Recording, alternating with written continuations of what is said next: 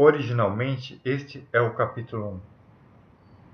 Aqueles que passam por nós não vão sós, não nos deixam sós, deixam um pouco de si e levam um pouco de nós. Antoine de Saint-Exupéry. Inari, 36 anos, mês 9, dia 29.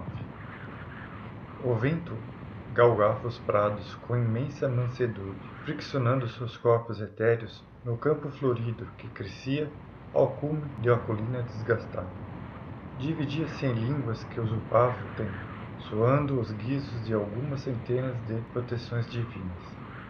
As bandeirolas se retesavam e emitiam um halo de pigmento alaranjado que se impregnava nos monstros invisíveis, enquanto as faces pétreas das estátuas de raposa eram avivadas pelo bailado de seus cachecóis vermelhos.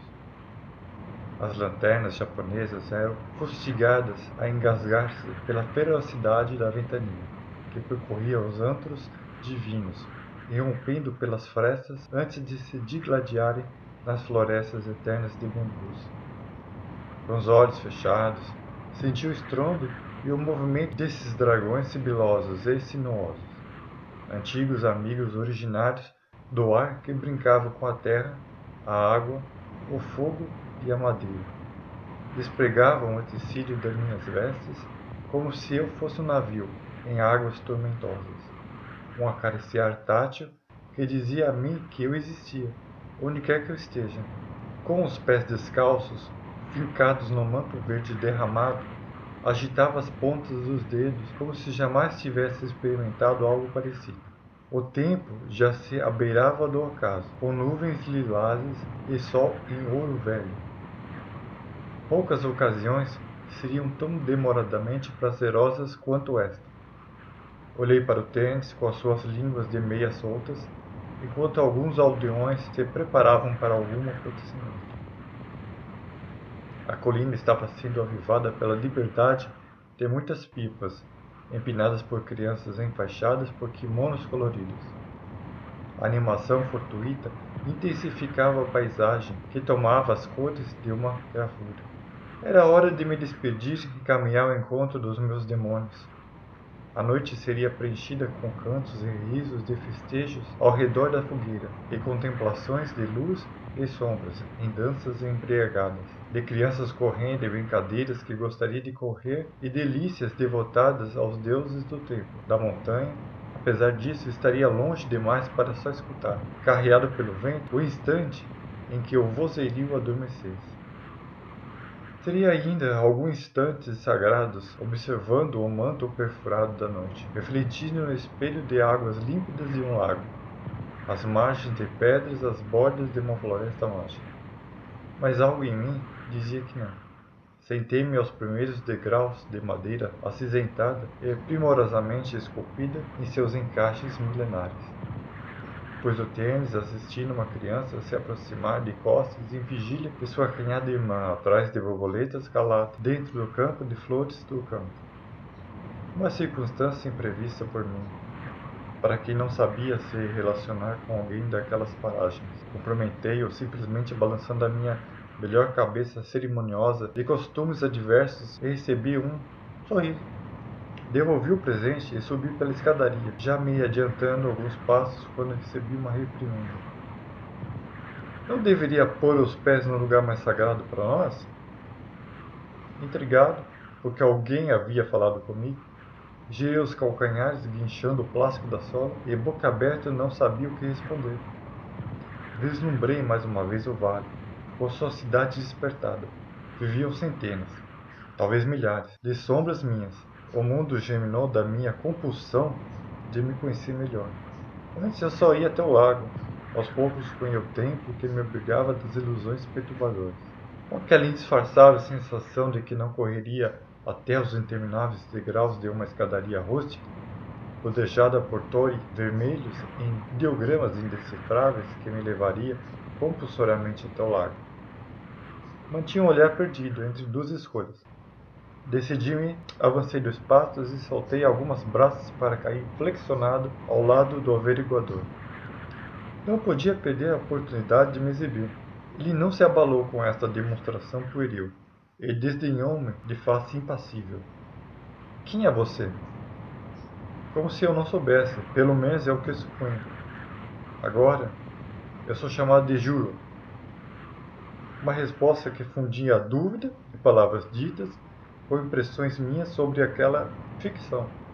Eu me experimentava muito bem em sua presença, e o ato de que não sabia exatamente como agir, diante de que tenho uns 13 anos, não me causava o constante nervosismo. E eu bem sabia o porquê.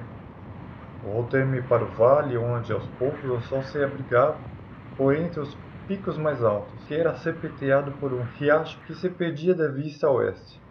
Talvez a impressão breve de que todos deviam viver como pescadores, com seus rostos abrasados, teria reescrito a paisagem.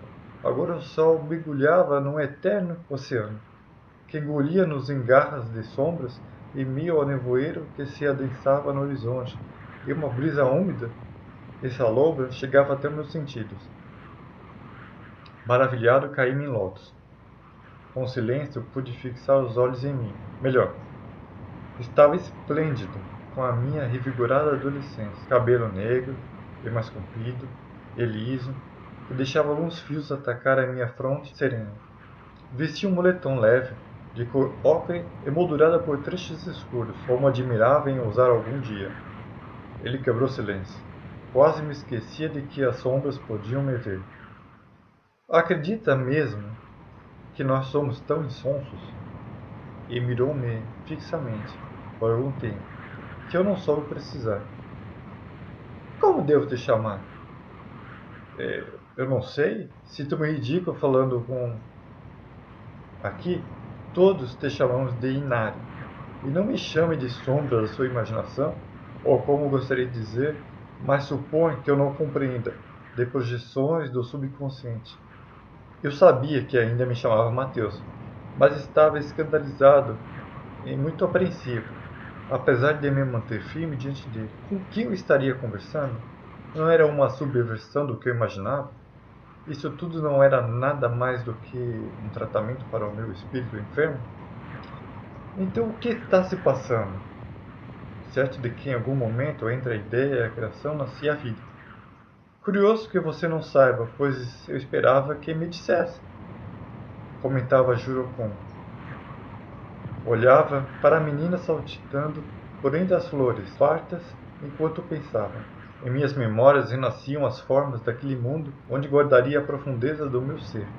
A mim, ou pelo menos aquele a quem eu seria, um lugar por onde eu purificaria os meus desejos intensos das minhas condições perseverantes, convicções que me assolavam como ondas, e pouco ainda me davam para o que refletir de suas insinuações. Em pouco tempo o santuário surgia, em sua ilimitada dilatação, um lago. As vilas abandonadas, como reflexo do meu desmoronamento do espírito, seriam invadidas por centenas de trabalhadores que seguiam essas novas convicções. Precisava me restaurar das ruínas de mim mesmo. Mas, mesmo antes de chegar ao fim, o garoto me apontava a sua ideia de liberdade através da menininha que já corria sem sopro em risos eternos. Sabe, todos nós somos partes de quem você é. Sabia. Porém eu não estava pronto para a verdade. Como soube? Não somos tão diferentes assim. Sou sua melhor parte, esta que atingiu algo ainda mais elevado. Essas pessoas que se afunilavam rumo às trilhas que levariam para algum acontecimento insonhável, passavam indiferentes por nós, desconhecendo os seus destinos, confiando às ilusões. De olhar arqueado, Jurucum sempre deixava transparecer sua dúvida. Que ilusões?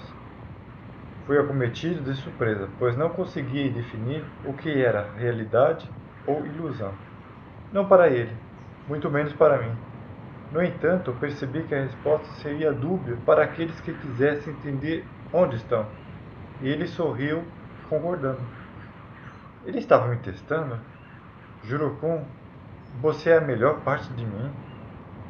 A melhor. Aquela que transcende todas as barreiras. E o que considera o melhor de ti. Aquela que está unida ao todo, que está acima, divaguei em voz alta. Quer dizer, com Deus? Não podia negar. Sim. E você também é uma parcela desse Deus? Sorri. Sim, sempre. E só recentemente me dei conta disso. Estava me deparando com a parte de mim que atingiu seu todo. Eu. Pois eu havia atingido o meu. Deus. Esta revelação me deixou eufórico. Ele chegou à mesma afirmação. Somos aqueles que se conectam com o que está acima. E rematei, pois eu era o intermediário, abaixo.